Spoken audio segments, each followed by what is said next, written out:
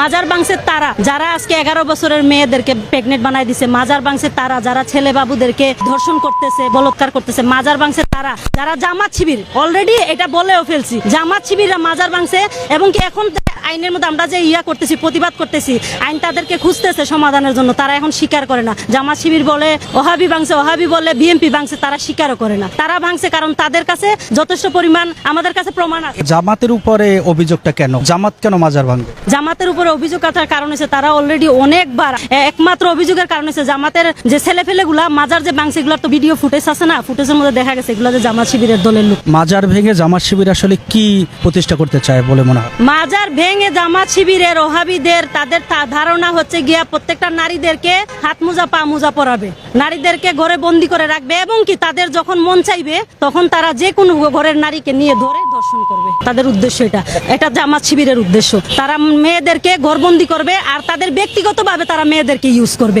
মেয়েদের কোনো ব্যক্তিত্ব স্বাধীনতা রাখবে না, নারীদেরকে মূল্যায়ন করবে না তারা, এটা হচ্ছে তাদের উদ্দেশ্য।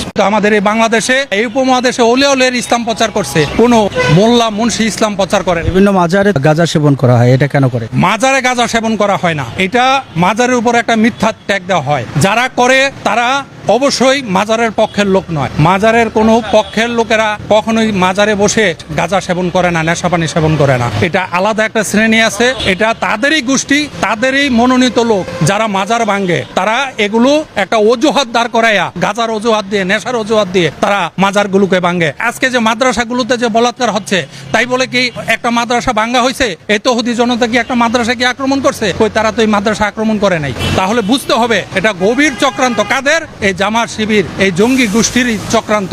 তারাই ওখানে গাঁজা বিক্রি করে, তারাই গাঁজা সেবন করে এবং তারাই সেই গাঁজার অজুহাত দিয়ে মাজারগুলো ভেঙে ফেলে।